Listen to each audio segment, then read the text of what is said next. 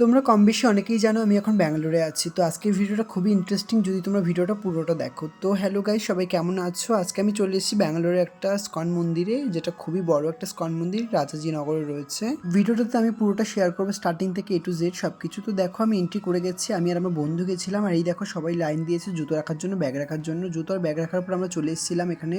এখানে দেখো অটোমেটিক পা ধোয়া হয়ে যাচ্ছে, অটোমেটিক জল আসছে। তো আমরা অটোমেটিক পা ধোয়া হয়ে গেছিলো। আর এখান দিয়ে কল ছিল, কল থেকে আমরা হাত ধুয়ে নিয়েছিলাম, আর মাথায় একটু জল দিয়ে নিয়েছিলাম ছিটে ফোঁটা। আর গাইজ মন্দিরটা অনেকটা উঁচুতে, আমাদের অনেকগুলো সিঁড়ি ধাপ ধাপ পেয়ে পেয়ে আমাদের আস্তে আস্তে উপরে উঠতে হবে, কারণ মন্দিরটা অনেকটা উঁচুতে রয়েছে। আর আমাদের অনেকগুলো সিঁড়ি পার করে উপরে উঠতে হবে। এই দেখো তোমরা দেখতে পাচ্ছ কতটা উঁচুতে রয়েছে। অলরেডি আমরা কিন্তু অনেকটা সিঁড়ি পার হয়ে চলে এসেছি। আর এখানে হয়তো তোমরা শুনতে পাচ্ছ হরে কৃষ্ণ হরে রামে একটা নাম জপ করছিল, আর একটু একটু করে মানে একটা একটা করে ধাপ এগোতে হচ্ছিলো আমাদের সবাইকে। সবাই লাইন দিয়েছিলাম, আর এত সুন্দর লাগছিলো আমার গাইজ, কারণ সবাই শান্তি শৃঙ্খলা মেনে সবাই আস্তে আস্তে করে আগাচ্ছিল এক পা করে। আর সবাই হরে কৃষ্ণ হরে রাম করছিল।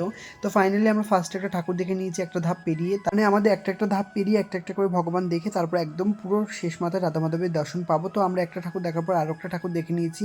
তারপর দেখো গাইজ ওই যে শেষ মাথায় একদম উপরে রয়েছে রাধা মাধব। তারপরে এখানে দেখো কতটা উপরে আমরা উঠে গেছি, তোমাদের সঙ্গে শেয়ার করছি। দেখো কতগুলো সিঁড়ি আমরা অলরেডি পার করে চলে এসেছি। তারপর আমাদেরকে আরও উপরে উঠতে হবে সিঁড়ি বেয়ে। তারপরে দেখো ফাইনালি চলে এসেছি রাধা মাধবের দর্শন করতে।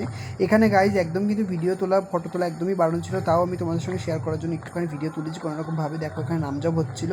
তারপর রাধা মাধবের দর্শন করার পরে চলে এসেছি বইয়ের স্টল। এখানে খুব সুন্দর বইয়ের স্টল ছিল, সব রকম ভাষায় ছিল। আমিও কিন্তু একটা সুন্দর বই নিয়ে নিয়েছি। কী বই নিলাম সেটা তোমাদের সঙ্গে হোটেলে গিয়ে শেয়ার করবো যে এই বইটা কিসের বই।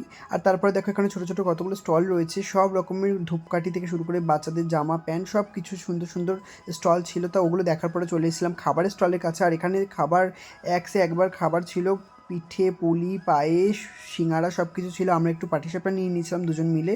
তো পাটিসাপটা খাওয়ার পরে এখানে চলে এসেছিলাম একদম বাইরে। তারপর দেখছিলাম এখানে ভোগ বিতরণ হচ্ছিলো। আর দেখো গাইজ কত লোক ভোগ নিচ্ছে, আমরা একটুখানি ভোগ নিলাম। আর সত্যি বলতে গাইজ ভগবানের ভোগ পাওয়া মানে অনেকটা লাকি। আমরা এই টাইমে গিয়ে আমরা ভোগ পেয়েছিলাম। তো ভোগটাও খেতে খুবই সুন্দর ছিল, অবভিয়াসলি ভোগ ভোগ বলে কথা। তো আজকে ভিডিওটা কেমন লাগলো তোমরা কমেন্ট করে জানিও। আর তোমরা যদি এসে থাকো, তোমরা কে এসছো ব্যাঙ্গালোরের ইসকন মন্দিরটা, আমাকে কিন্তু একদম কমেন্ট করতে ভুলবে না। আর এই দেখো এই বইটা হচ্ছে the science of self realization. তুমি লাইফে কী কী রিয়েলাইজ করলে সেটা নিয়েই বইটা।